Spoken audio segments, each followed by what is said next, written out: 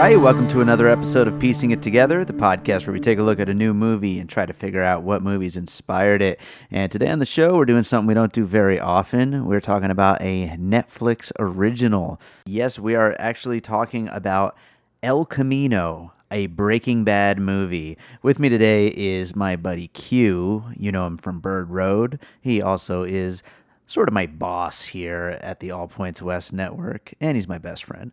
But Q is here. It's been a while since he's been on the show, but we actually have a couple episodes coming up that he is going to be a part of, and I'm always glad to have him here on the show because I have such a good time. I'm sitting here like on the verge of laughing right now just trying to record this intro because this conversation was just so ridiculous and a little all over the place, but a lot of fun. So I seriously entered the conversation with 2 puzzle pieces. Ended up with 3, but it went in all kinds of directions. We ended up talking for like a solid 50 minutes, even without that much prepared ahead of time. So it just ended up being a lot of fun. So we're going to get into that in a second. I do want to remind you, as always, to make sure you are subscribed to Piecing It Together on your podcast app of choice. You can rate and review us on Apple Podcasts. You can follow us on social media at Piecing Pod and join the Facebook group Popcorn and Puzzle Pieces, where we continue the conversation about all these movies. So, without any further ado, let's get into the conversation. So, today on the show... I don't want to do it. I changed my mind. Let's cancel this right now. Cancel. Dump it. Just dump it. Finish. Nobody wants to hear it. Well, you know what? With me today is my best buddy, Q. I haven't talked to him in a little bit, but how's it going, Q? Bad.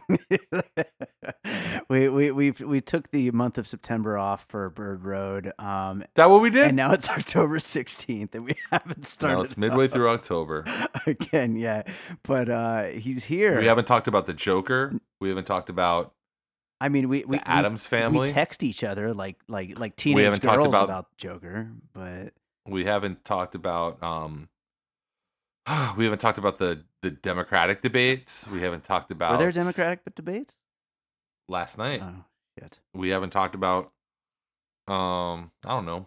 Well, you know what we are going to talk about? The movie Cuck. Tune in next time for that. But we're going to talk about El Camino, a Breaking Bad movie. I just realized it's called a Breaking Bad movie, not the Breaking Bad. Yeah, implying that there could be future Breaking Bad movies.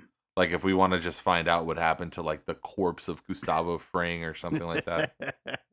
That seems like a good place to kick off. I think here's my move. Okay. Breaking Bad, Walt story, prequel. The whole story. I don't know how much you remember really of Breaking Bad. This show has been off the air for so fucking We're going to talk about that as we go through this episode because that's the biggest problem with this movie. Here's my pitch to you. Right, I walk up and you're Vince Gilligan, and I'm pitching you. Here's my idea: Breaking Bad, prequel, college age Walt, and we finally get to see what the fuck it was that happened with that falling out with the Schwartzes. By the way, not to besmirch your people, but come on. Are you suggesting that my people... He went into business. He's upset about a business dealing from the outcome of a venture that he started with a couple named Schwartz. Come on, man. What do you think? What do you think happened there? I've got a few thoughts on what might have happened. I'm asking you, as a man named Rosen, what do you think happened there? I'm lucky in this situation in that I don't remember, so I don't have to answer the questions. Well, they left it very open to interpretation. Remember, this was actually the animating force of the TV show. Right. Was Walt's his sort of what is that feeling that I'm trying to like put the word to that not recrimination, but like it was his own hubris kind of like he had this hubris where he felt like the world. We meet Walter White and we think he's like this cuddly dad who's just trying to do his best, but we come to find out he's this guy who harbors all this resentment and really thinks that the world has screwed him over and thinks that the world screwed him over. He's the original that guy, which is such a big character now and everything. I mean, I would say like Tony Soprano is the original that guy. Yeah, Maybe. sure. I I guess mean, that's like true. you're talking about like the anti-hero who, you think might have like a heart of gold, but by the time he's finished, you realize he never had any heart at all. Like that guy. Mm-hmm. Yeah, for Yeah, sure. well, I don't know. But anyway, I think that that would be cool. And young Walter White, graduate student, Timothy Chalamet. You Okay. watching that? You watching that? Okay. I got you. Yeah. I like it. So we're going with sexy Walter White. That's the I mean, was there ever a different kind of Walter White? I don't know. Was he sexy? I guess he was. I don't know. Why don't you ask these fucking stains in my drawers? If you haven't been able to tell people listening at home, this is going to be a little bit of a different episode today, but it's still going to be a main episode of the What does show. that mean? What does that It, mean? it, That this is it a means different it's episode. going to be a little loose. Why are you othering me? I'm othering you. You're getting one of the most anticipated movies of the year coming up, where we do the Parasite episode in a couple weeks. So don't complain too much. But no, I think How mad will you be if I jump the gun Uh-huh. and I know where I can stream like steal Parasite? How mad would you be if I just did I'd that? be so mad at you. I think that's the first time violates- pirating movies has come up on this show, and I'm really angry right now. Well, that's your failing that you haven't mentioned the concept of pirating movies. I don't ever want to talk Um, about pirating movies. Why do you know You're where we can watch well, it while right I was now? watching this, while I was watching this on my iPhone 8, it was if you know where we can watch it right now, we could scrap this episode and we can go watch it and do it. But literally come back and do it. Why? Clearly, you did not like El Camino. no, and I Breaking Bad did. I movie. did. I didn't love it, but I did. Well, I we did get we like get it. into that at the end, right? Well, like we that's actually that shows that you haven't really listened in a while, because we've kind of scrapped the overall review. I mean, it just kind of comes it's a naturally lie. throughout. I do listen. I listen. Do I you? just listened to Joker. Yeah, Um, we didn't say I we just- say it throughout nowadays. In the Okay. beginning days, we very specifically segmented it off at the end. But now it just kind of happens throughout. Listen, I can't be keeping like my all 10 of my fingers wrapped around every single one of my properties. All right, I don't just simply don't have the time. So yeah, I know I only have a couple of puzzle pieces for this one. I don't know how many you've. Well, I got came up over with a there. few. You got a few? Okay, good. Yeah. Well, we're gonna kick it off with you first for your first puzzle piece, and we'll see as we go back and forth. Maybe I'll come up with an extra one or two along the way. But going for El Camino, a Breaking Bad movie. What do you got for your first one? Okay, so for the first one, I'm gonna sort of echo some of the main criticism in this that I've seen out there from this movie, Mhm. which I can sign on to, and that is the idea that this movie was not necessary. Mhm. It was not required to close out the story or add an epilogue to this story. And from intensely popular television shows that had their own completely unnecessary movies that were basically just love letters to fans. This is sort of a two-parter: Sex in the City and Veronica Mars. Mm-hmm. Which I think, haha, funny, silly, like Sex in the City, Veronica Mars, comparing it to a Breaking Bad movie. But really, think It about makes sense. Who asked for those fucking movies? Right. Like, nobody asked for those movies. Yeah. And they were basically just love letters to their fans. They were nonetheless successful, and based on this opaque regime that Netflix runs, where you kind of have to read between the lines to figure out if something did well.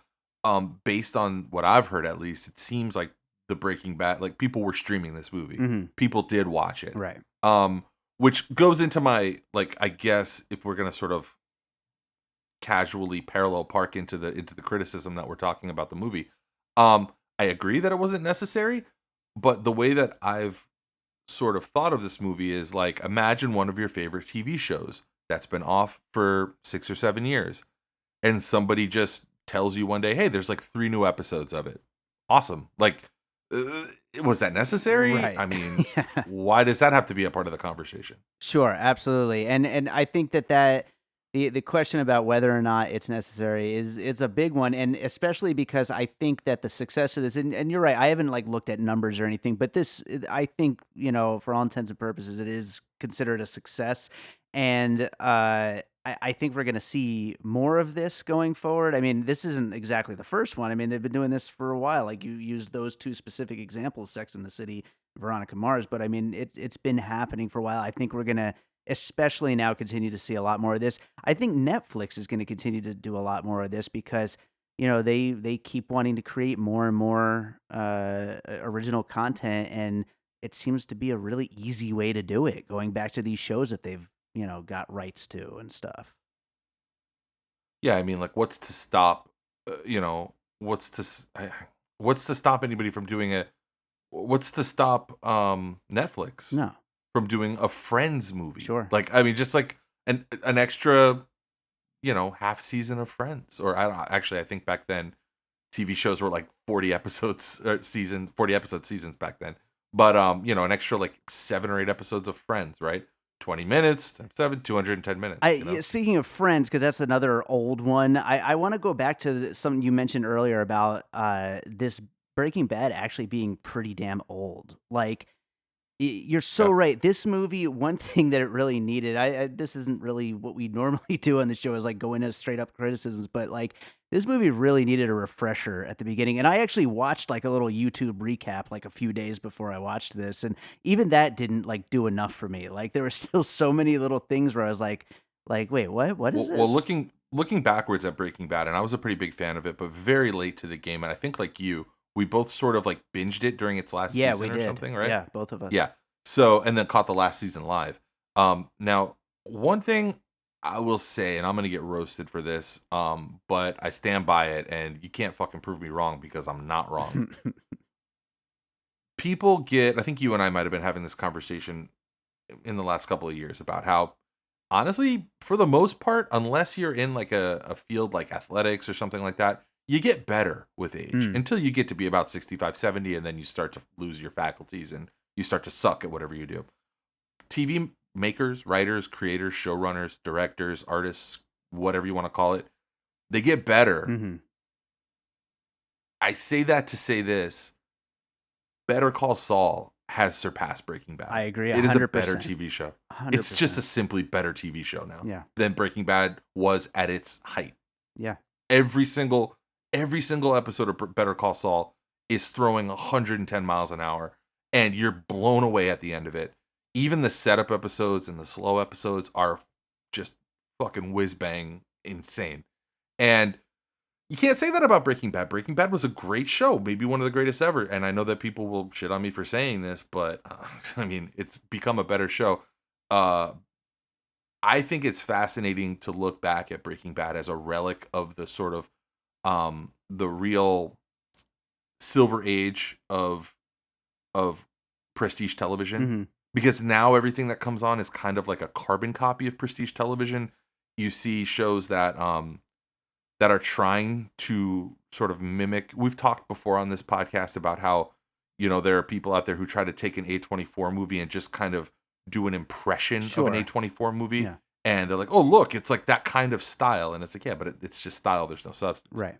That's what's happening a lot these days, I think. And they're looking at things like, they're looking at Mad Men. They're looking at, as far as period goes, they're looking at Sopranos as far as genre goes. And they're looking at Breaking Bad as far as that sort of like psycho tension thriller type stuff goes. And everything is kind of a copy. So Breaking Bad, yeah, was great for that moment in time.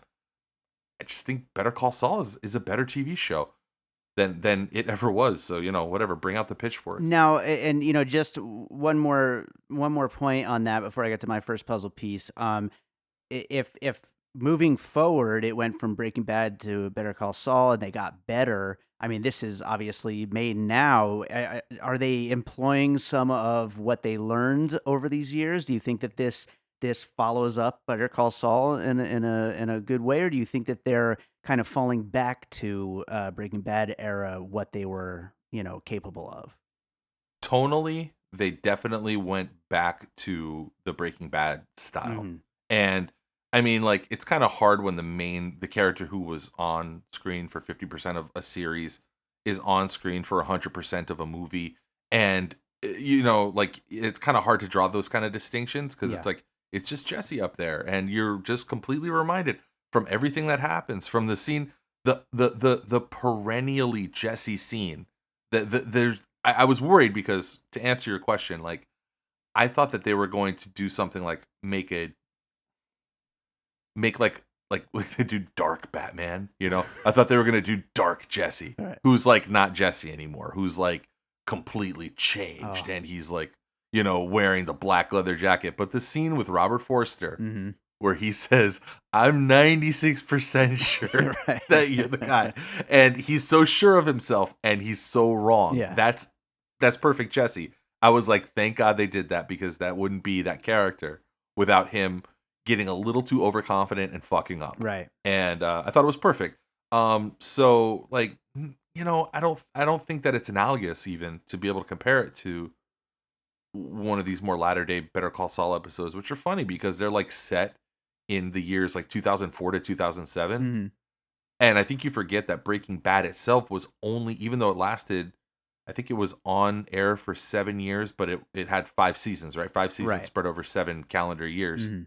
Um, it only, all of Breaking Bad took place in the course of like 2.5 years. Mm-hmm. Because at the very beginning of the series, he's celebrating his 50th birthday with the bacon on, you know, the bacon broken up in the shape of 50.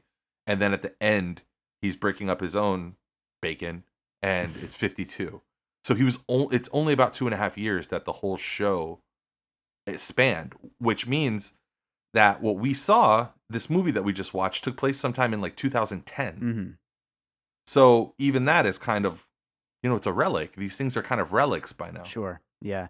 Well, I mean, and they do a great job of recreating that as they do on, you know, the setting is always just so perfect. They do such a So great job. realized. Yeah. It's Yeah. always so realized. Yeah. Absolutely. Absolutely. That's I think that's just like a Vince Gilligan thing. Like that's his trademark.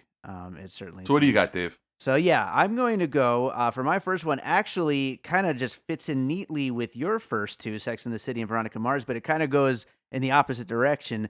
Um, it's a movie. Well, it's a TV series that was based on a movie series, and that is Ash versus Evil Dead. And the reason why Okay. I bring up Ash versus Evil Dead again, like you're talking about, was this movie necessary? Ash vs. Evil Dead, the unfortunate series finale because it didn't get picked up for the fourth and fifth seasons that they had hoped for, they left it in a place of Ash being in the future, and there's still evil out there, and he's still going to have to take care of that evil. And the alternate ending of Army of Darkness, all the way back in 1992, I believe it was Ash drinking too many drops of the magic potion and end up sleeping into the future, where he's going to end up most likely having to deal with deadites in the future. So basically, nothing has changed. We just watched 3 seasons of a show to just wind up right back where the ending was, at least the alternate ending. And so here it's kind of the opposite direction. It's taking a series. We already had an ending, and now we end up basically in the same place at the end of the movie as we assumed would have happened at the end of the series. Yeah, they definitely didn't play any kind of tricks or games and like bring anybody back to life. They didn't do anything where it was like, the thing I was most worried about going into this, and I never should have been, because Vince Gilligan is a storyteller with some integrity Sure. and a creator who has, you know, a pretty fully realized vision of what he wants to do. Um, the thing I was gonna worry about was like, that I worried about was it would be like, you know, fade cut from Jesse in the El Camino back to Walt's body, and then Walt's hand moves a little bit and he's not actually dead. Right. And then it's like Walt in a hospital, and somehow he like eludes authorities again. And I was so worried they were going to do something like that, much like the Ash versus Evil Dead series, which I really only watched 2.5 seasons of. I didn't finish the last half season. Mhm. It kind of lost me a little bit. The scene where he's like slipping around in the sperm donation center, I think I shut it off there and I never turned it back on. That was a little too much for you. It was a bit much, and I could tell that they were just gonna like swing for the fences with, you know, Yeah, in yeah. that respect. Well, So I was like, if nothing else, the first episode of the series makes it all worthwhile. So, like, Yeah. if nothing else, anything that came after that, at least we had that. So, and you as a fan, I mean, you're glad they did those. It's not like you have some weird fealty to the original intellectual property where you're like, don't mess with it, don't fuck it Oh up. no, It's like if I somebody's like waited. give a little more Bruce Campbell doing silly shit, like you're there for it. I waited my entire adult life for it. So, absolutely. Well, that might be a bad example then, but Well, what do you got for your next one? so let me keep doing this thing where I'm like sort of, since I seem to have probably like 3 times as many as you. Let me do this thing where I sort of package them up together a little bit. Mhm. And what I want to, I guess, what the common theme is with these two are um machinations, the way things work in the worlds that are built. Right? We talked about how Vince Gilligan sort of builds out these really detailed worlds. He only really had 2.5. This could have been a whole season of TV Mm. if he wanted to build out this world a little bit more. Of course, his famous calling card with Breaking Bad was always like, introducing science. Like there was some science behind something that someone did, whether it was like practical applied science of, uh, creating a gun turret out of spare parts, or whether it was, chemistry, fashioning ricin out of beans, or out of I forget what kind of beans that was that he used. But okay, so the way things work in this world, um, two picks that are not really much like each other. Triple Frontier, Netflix's earlier foray into big film that I think came out early this year. I think it was in Um, January, yeah. yeah, that was starred Ben Affleck and Oscar Isaac and a cast of other people. Who else was in that? This guy that I don't really know much about. Who everybody says is like a big deal. Every action guy No, was in it, but I'm drawing a blank on more names. yeah, Luke Haas or something like Manganiello that. or whatever, was he in it? No, that No, guy's in no. All those people it. were in it, though. So Triple Frontier was a fun movie, and it kind of left me in a similar way to this El Camino movie, where I was like, "Oh, that was great. I'm glad I watched that." Mm. It was it was a movie where it was what you like to think of as sort of like an A to B movie. Mhm. It's like, okay, this guy or these guys have to get from this place to this place. These are the things. You know what it reminds me of? It reminds me of the beginning of the old Castlevania games, where they would show you like, you got to get from here to there. These are the things that are in your way, Right. and like, and they kind of zoom out and they show you the problem Yeah. writ large, and then they zoom back in and show how you tackle it, right? And that's what we got with Breaking Bad, with El Camino, a Breaking Bad movie. It was a situation where Jesse was trying to, we knew what he needed to do.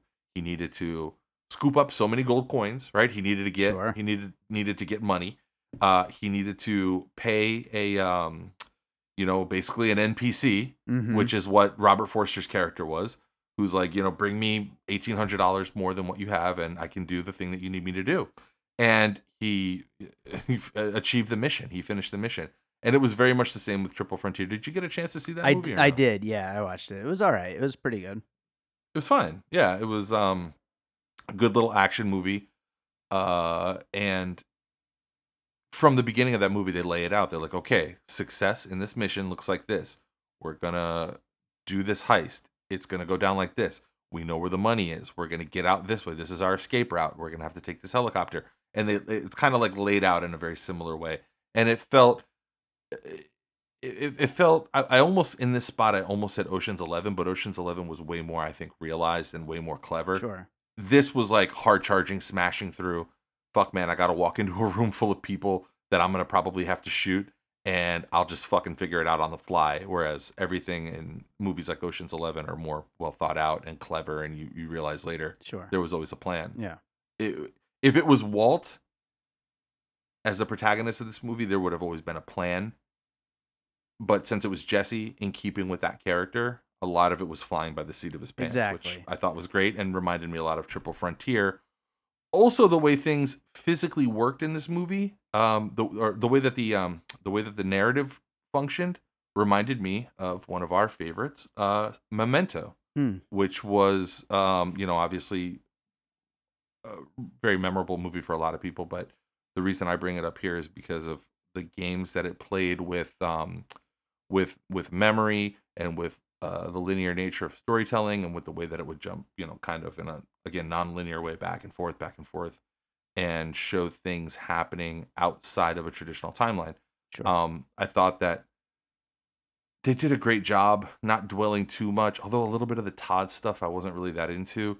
I And like also I like like him. It was a little weird that he obviously doesn't look quite the same as he doesn't did. look the same at all anymore. Yeah. Yeah, which is weird, but You know what's crazy? He met Kirsten Dunst in that movie, and they ended up getting married, yeah, yeah. or in that TV show, Right, that right, the show. season 2 of Fargo, Fargo.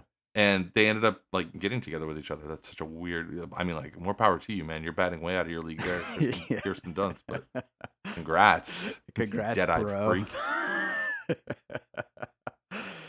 Yeah. I always thought, somebody told me once when Breaking Bad came out, somebody was like, that's Matt Damon's little brother, and I believed it for years. Oh God. I was like, damn, that's Matt Damon's little brother. I believe it. It looks like fucking like if somebody like scooped out a bunch of Matt Damon. That makes me angry to hear.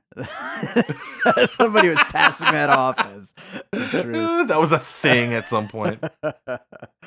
Well, I think those are both good puzzle pieces. I do want to. Oh, you think they're good? I do. Great. I think they're good. Glad. I want to circle back to something though that you said there though while you were talking about Memento.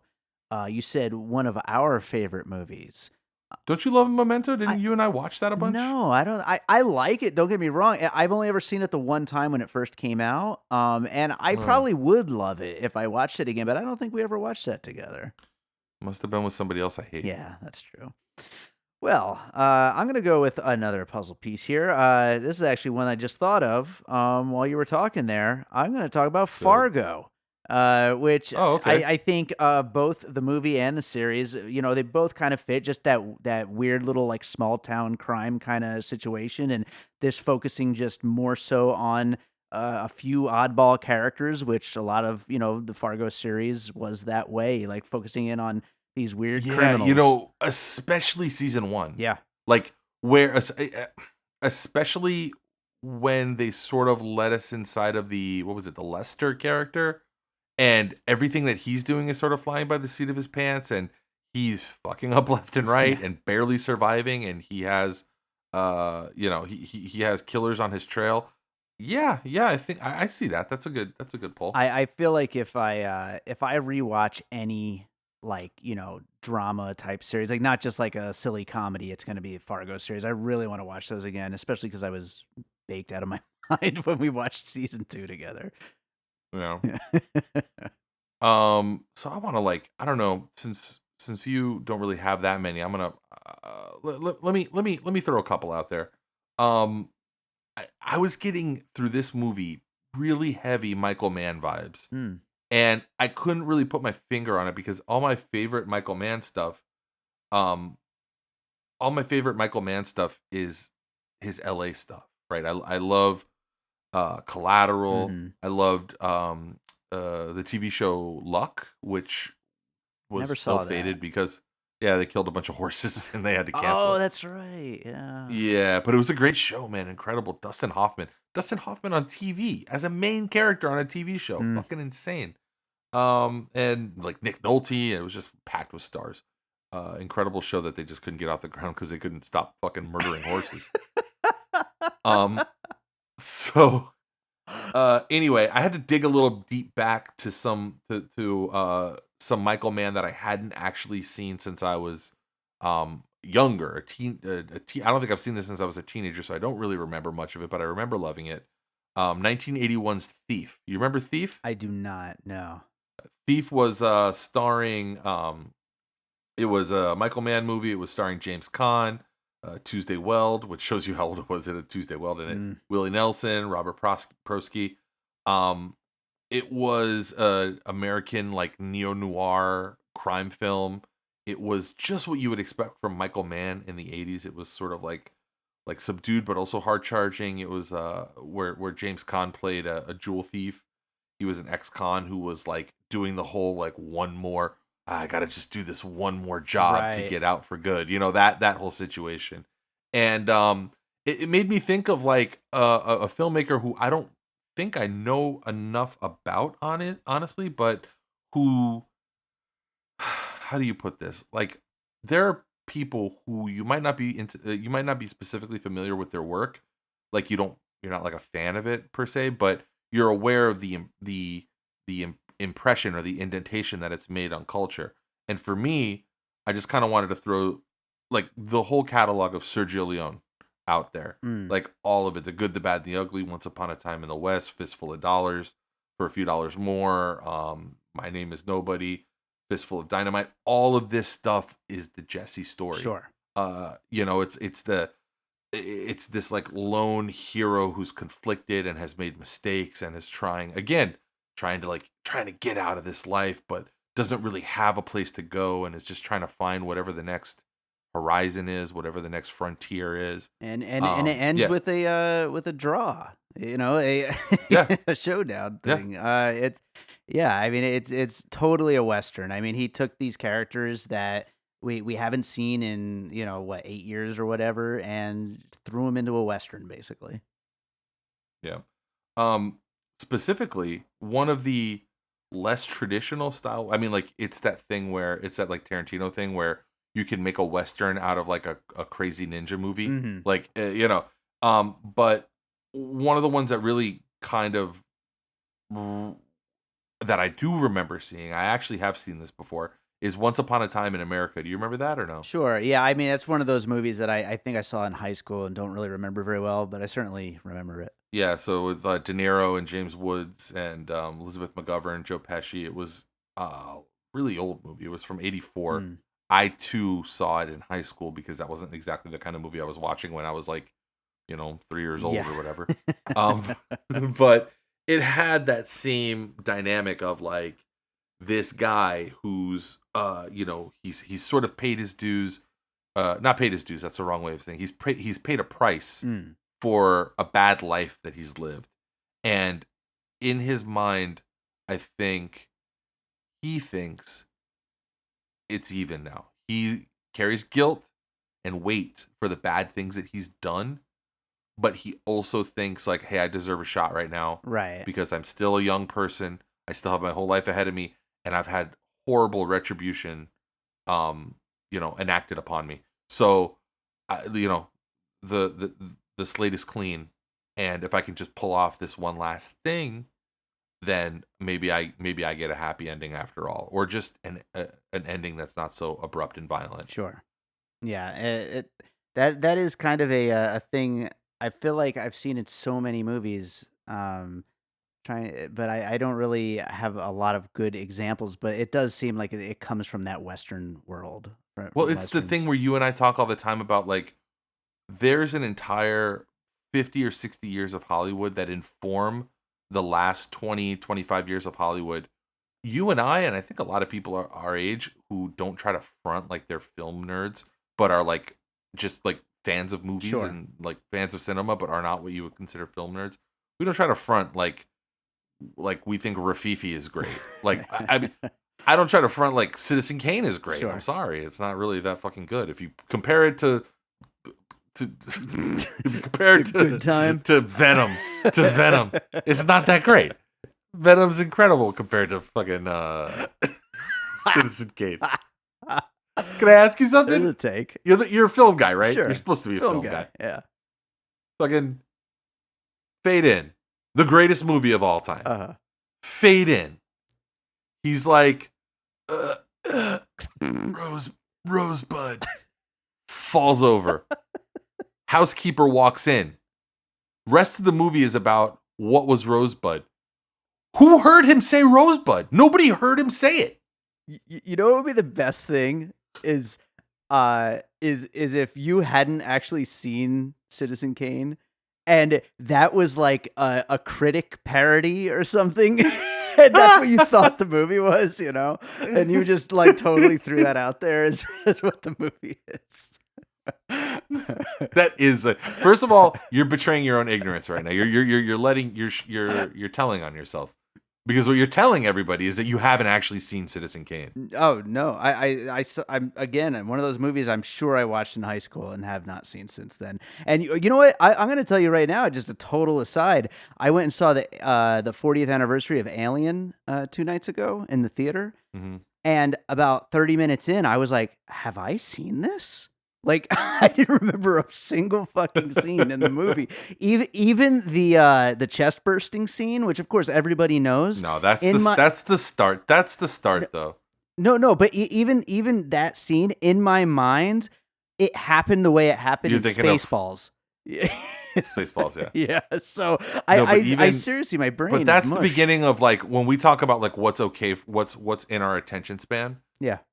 That what was Alien 78, Yeah. something like that. Yeah.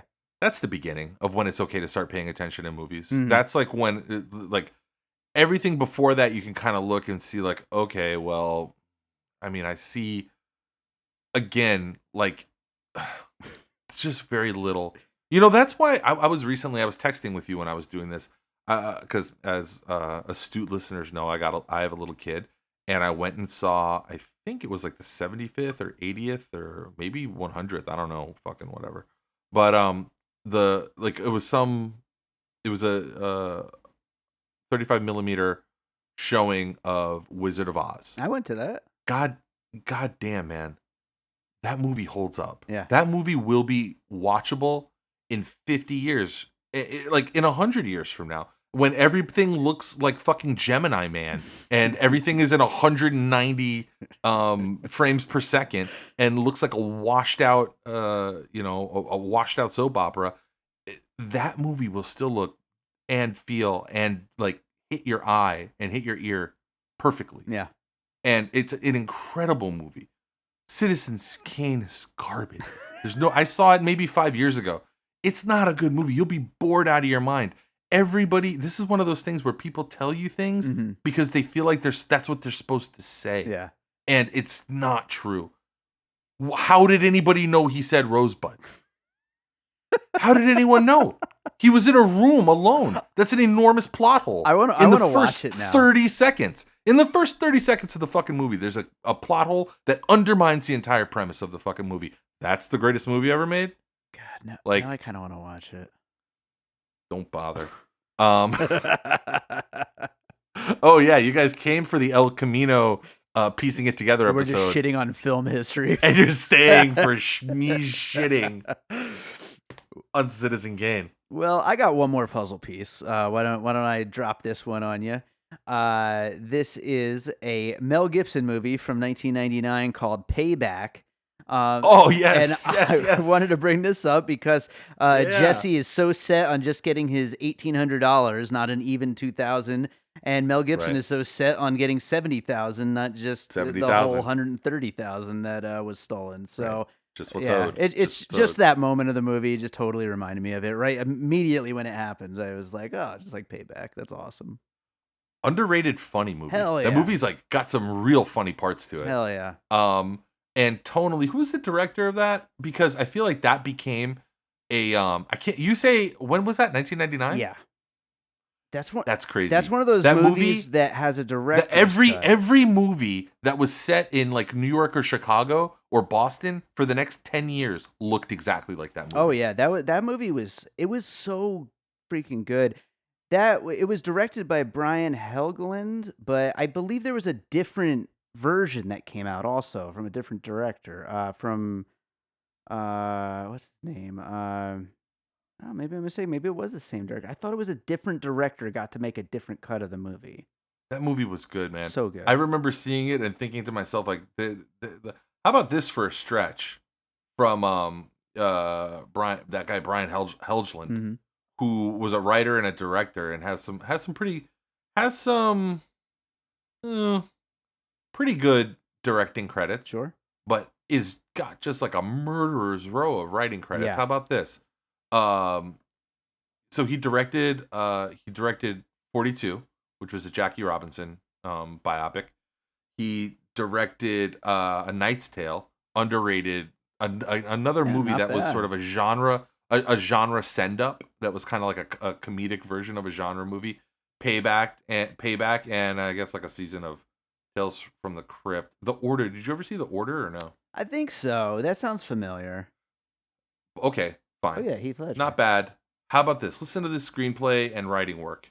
Mystic River, Knight's Tale, Payback, The Postman, which is a favorite of some friends of ours, Conspiracy Theory, underrated bad movie.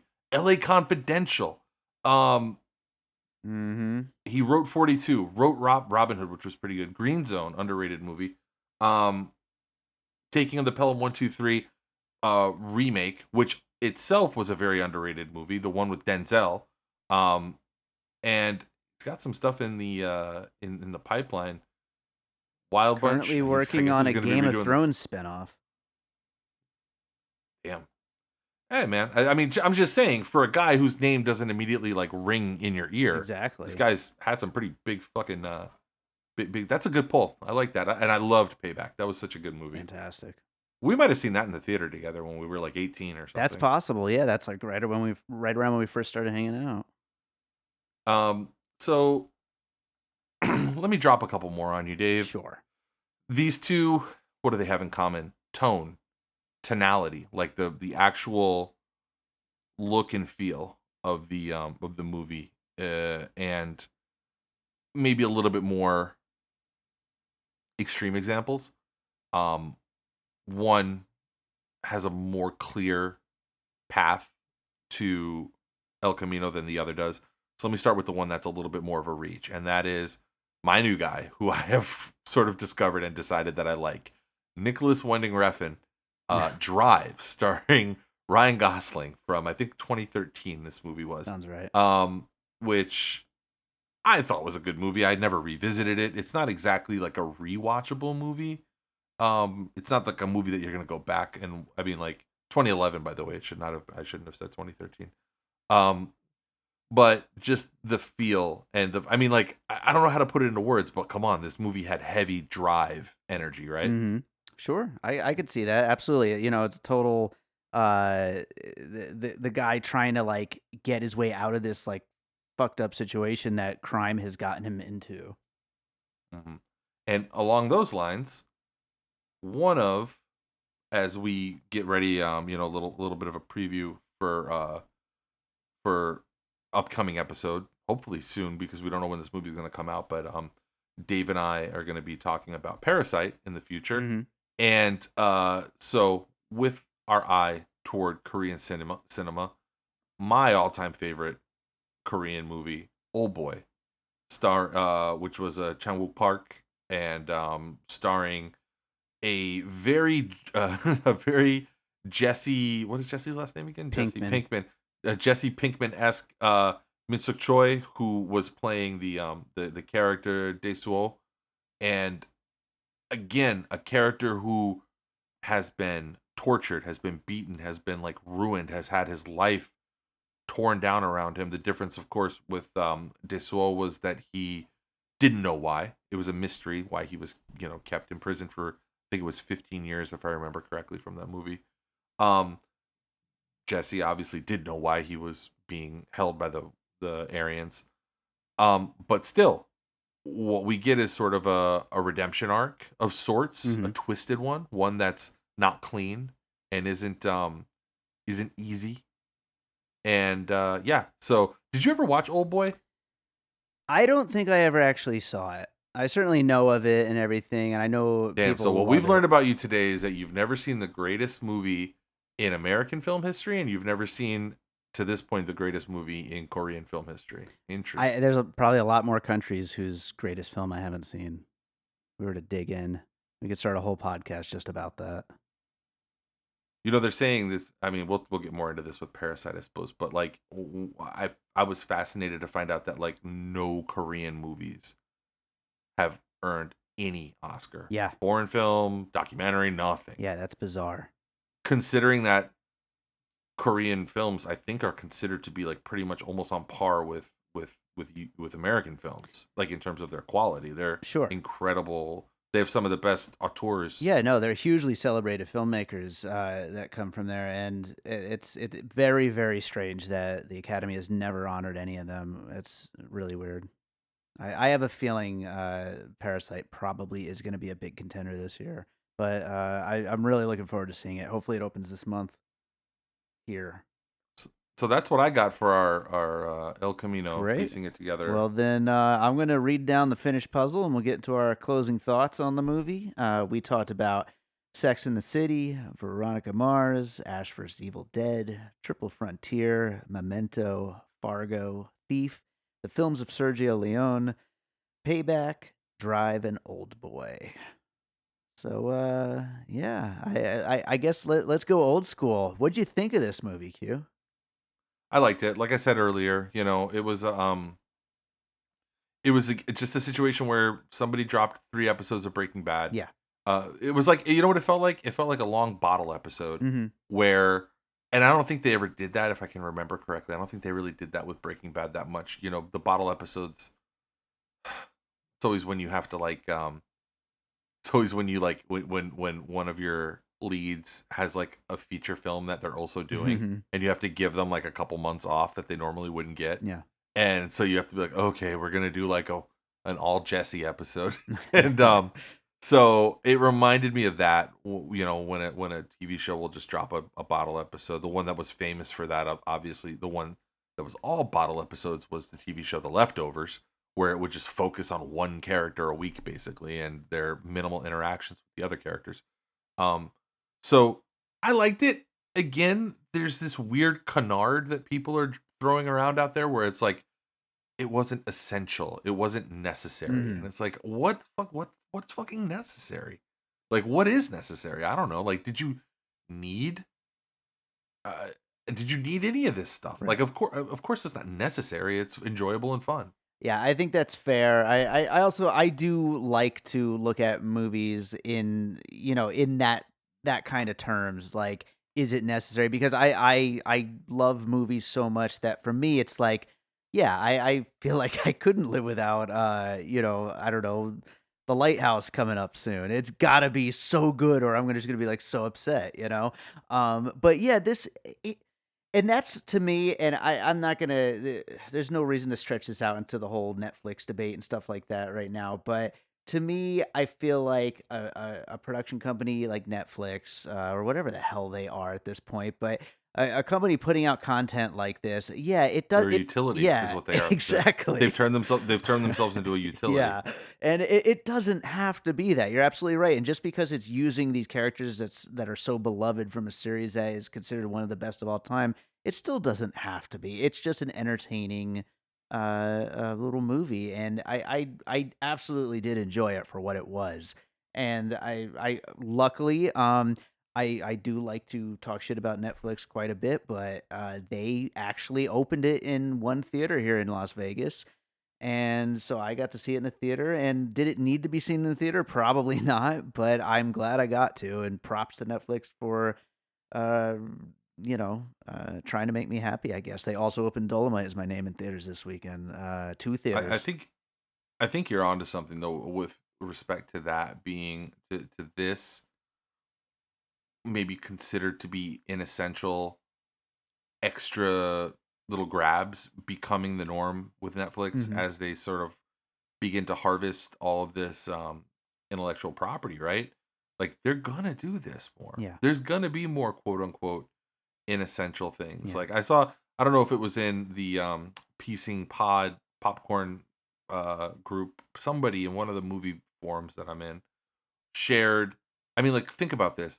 The oldest intellectual property I can think of, apart from maybe the fucking Bible, is the Punch and Judy um, puppet shows, and they made a movie, a fucking prestige, probably gonna win or get considered for a number of awards. They made a Punch and Judy movie, a movie about the two puppets that punch each other, about wife beating, basically, and it looks fucking well made. It looks profound, well considered.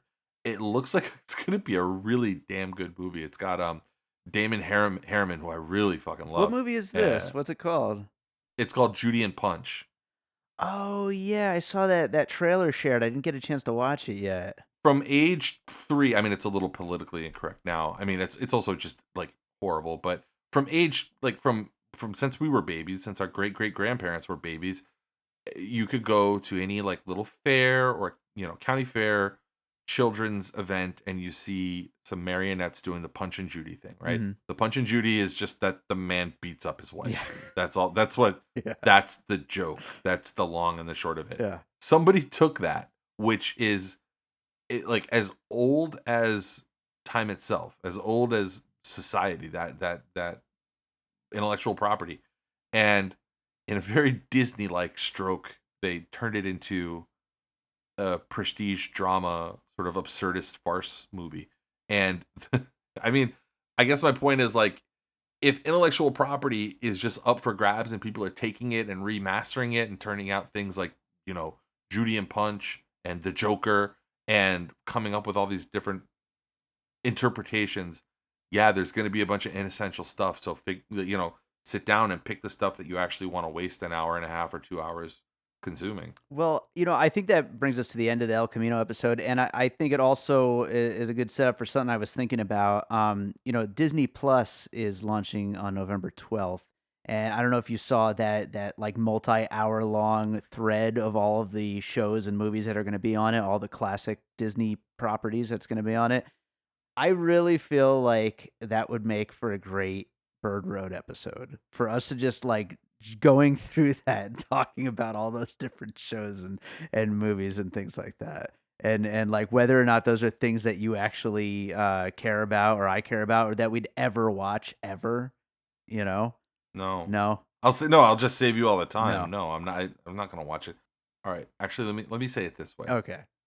We asked forever, we as consumers. We asked for this. Yeah. We asked for the a la carte option. We sure did. People like you said, why is $8 of every one of my Cox bills going towards ESPN? Mm-hmm. It's just pointless. Like, I don't want that. Give me an opportunity to pick apart and make a la carte choices about my viewing. And then when streaming became a thing, it became feasible in the realm of on demand, right? Where it was just like, oh, well, we have all these apps. Without getting into the fucking obnoxious friction that all these apps create, every single time you have to fucking ping them off of your phone and enter some 6-digit code. It signed me out today. Now I got to go find my password.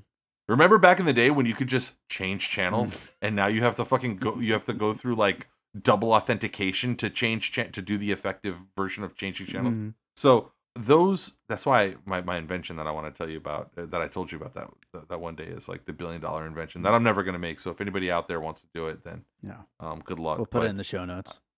Yeah. So my point is, it's necessity. If there's a thing that absolutely forces me to download and begin paying for an app, then I'll do it.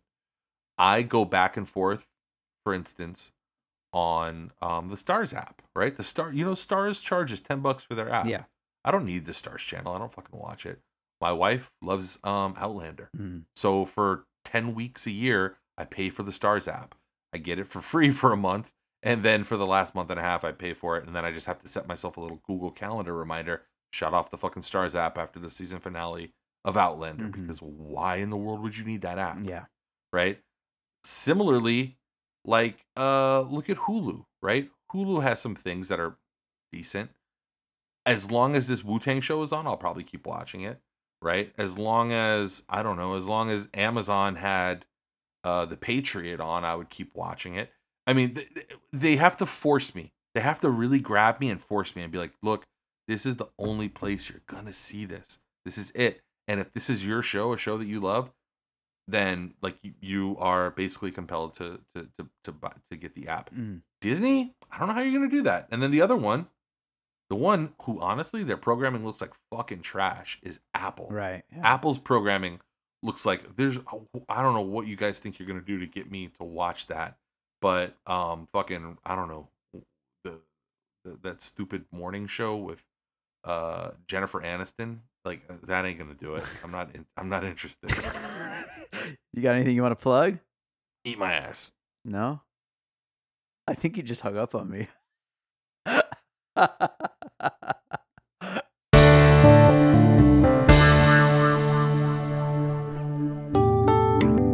Hey, I'm Josh Bell. I'm Jason Harris. Hey, Josh, we're friends in real life, but we're also co-hosts on this new podcast called Awesome Movie Year, where we take a look back at an awesome year for movies and do a deep dive looking at movies including the Best Picture winner, the biggest movie at the box office, future cult classics, and more. Including the biggest flop. And this season, we're doing 1994. You can find us wherever you get your podcasts. That could be Apple Podcasts, Stitcher, or Spotify. We're all over the web as well at Awesome Movie Year on all the socials and awesomemovieyear.com. So please like us, subscribe, and if you do like us, give us a 5-star rating because we love you. All right, I hope you enjoyed that conversation about El Camino. I want to thank Q for being on the show again. I always love having him on. And you know what? If you're listening and you want us to do some more Bird Road, why don't you write in and let us know? You could tweet at Bird Road Podcast and tell Q that you want more Bird Road. You want us to get back to recording some Bird Road because it's been way too long since our last Bird Road episode, and you want to hear some more Bird Road. So let us know. You can also just tweet at me, and I'll forward that tweet over to him in the form of a little screenshot action going on, and I'll send him screenshots of your loving, supportive tweets at Pizing Pod that you want more Bird Road episodes coming up. So we'll try to make that happen. I would love to see that happen. So that does it for today's episode of Piecing It Together. You can rate and review Piecing It Together if you enjoy the show over at Apple Podcasts. You can also, of course, always, follow us on social media, join the Facebook group, Popcorn and Puzzle Pieces. We also have a Patreon where there's a couple of advanced episodes up right now. Next week on the show, we already have scheduled and ready to post episodes on Stuber and Dolomite is my name, but you can listen to them right now on the Patreon if you sign up for anywhere from the $3 tier on up. We're starting to record some bonus content for that Patreon to start building it out and having a lot of stuff. But for now, we're going to be throwing some advanced episodes on there, including those two, which have been up for a few days now. And you'll be able to hear them, of course, for free on the main feed, starting Monday for Stuber, next Friday for Dolomite. But it's cool to get podcasts early, right? You guys should like that. So let's leave you guys with a piece of music as we always do here on Piecing It Together. And I got a lot of tracks that would fit with the whole Breaking Bad style vibe. Let's see. You might be able to hear my mouse clicking as I look around my computer to find a good one for you. All right, why don't we go with this track called The Black River, which I always felt like something that could have definitely been in this kind of a Breaking Bad kind of universe or this kind of a show. So enjoy The Black River, and we'll be back next week with more Piecing It Together.